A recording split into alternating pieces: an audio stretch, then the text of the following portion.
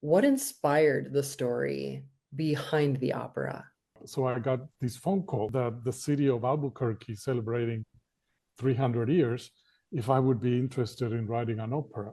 The idea was to write this opera that would celebrate 300 years of history of the founding of the city of Albuquerque. I found that an amazing opportunity. Yeah. And then I started learning more about the history. From the beginning, I realized it was a very complex situation. If you know that part of United States, which was much longer time not United States, it's part of the Santa Fe Trail from Mexico City to Santa Fe, obviously, right? Mm. So Time and Again Barelas, or Barelas, is the neighborhood around which Albuquerque grew. So Mm. the opera could be called Albuquerque, right? And and the opera was supposed to tell in some way the history of these 500 years of history of this place. And then I started getting visits of different people, how I was supposed to convey this story. And then I realized, I mean, the story of cultural change, and it's so complex, right?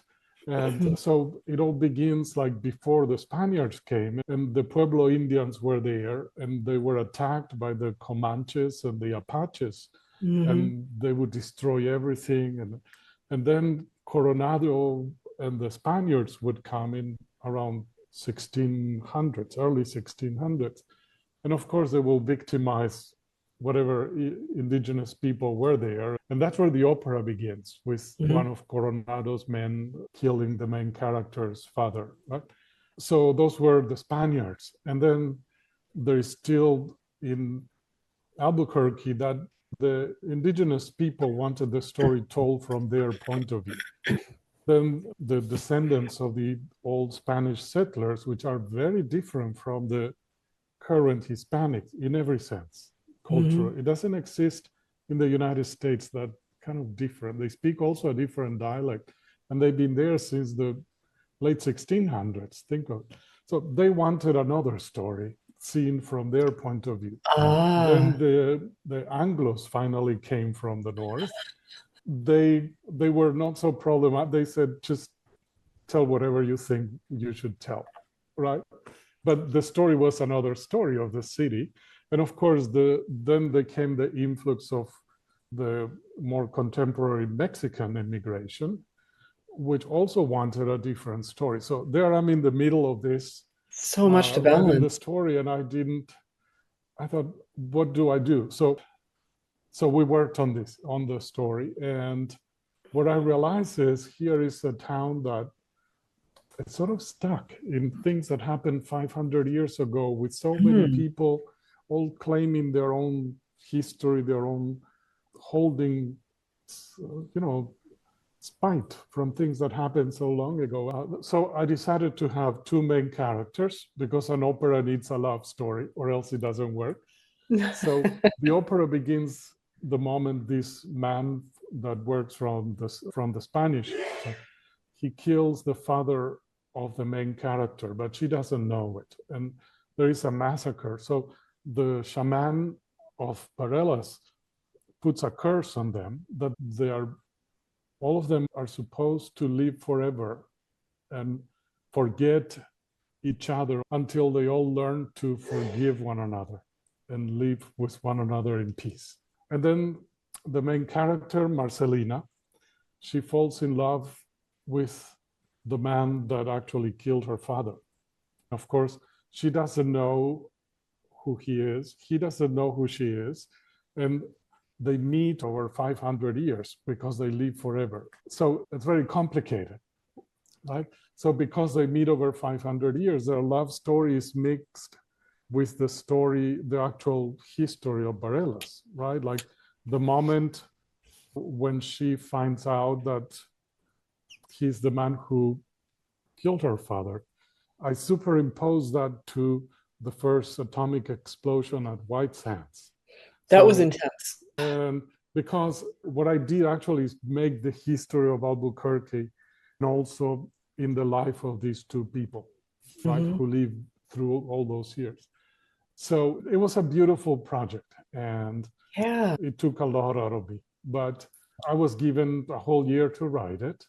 And I think when somebody asks me, what is your opera about? I always say, in the suite, of course, I say, just read the last words that I wrote of the Yes. text, and you will see what it was about for me.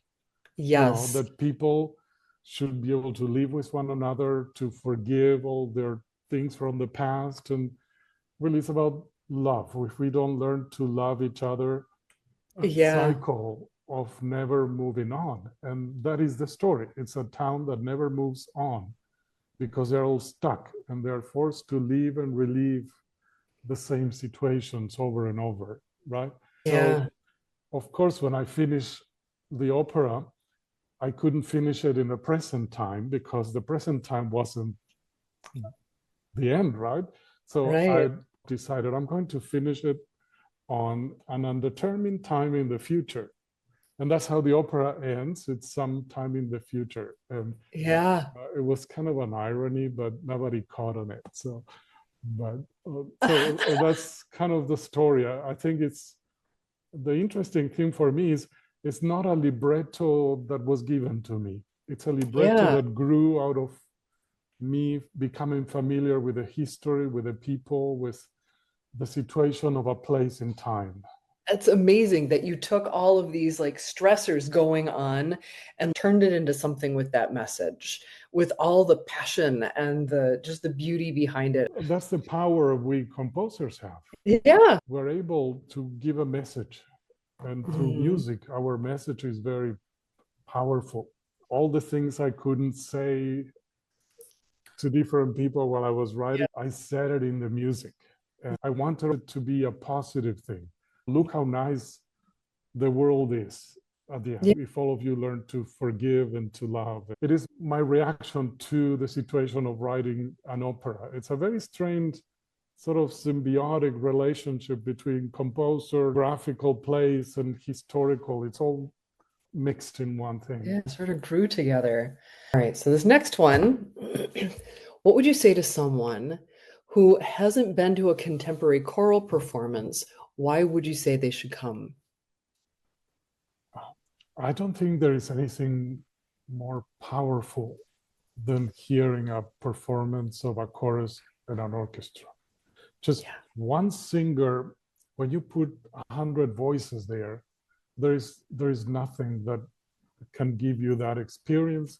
You can go Yeah. watch a movie with $1 million special effects and sound effects. It's not the same. So whoever has never seen an opera or a choral performance, you're missing something so powerful. It's something that you can't replicate with your headphones at home. And it's something new, but I guarantee your heartbeat is going to go up as you listen to this, and you're Yes. going to be moved. And Yes, that's what absolutely. the magic of music. And you can't get that in a movie or with anything else. But of Yeah. course, I'm biased because I'm a composer, right? I might be too. I just feel like at the end of Sunrise, that ending where we come through and we've got the really dissonant chords and then it resolves and then just the powerful speeding up of those chords, just the audience will burst out of their chairs. All right. Last question that I have that I actually prepared ahead. Is there a moment in the choral piece that particularly touches your heart? The ending is Yeah. very simple words, but I think it's a message that resonates now more than ever in Yes. America, but in the world. We're so Yes. polarized, so divided, so everybody is made to be aware of each other's differences so much. Yeah. And I personally think that is not healthy. People should not be obsessed with how different they are from the next group, but the opposite. How similar we're Yes. also similar in so many ways. it's a very dear work for me. It was written at a very important time of my life, Yeah. and it's one of those works that I had to write. I've written Right. 140 works, and of course, a lot of it, I love what I write, what I do, but some works come out of you because they have to, and they Yeah. come at the right time. And this is one of those works. Yeah. So I'm really sorry not to be there, but I'm Oh, sure my music will speak loud enough. yes. Thank you so much for writing such an amazing piece and for trusting us to perform it well. I think we'll make you proud. I know it's going to be great.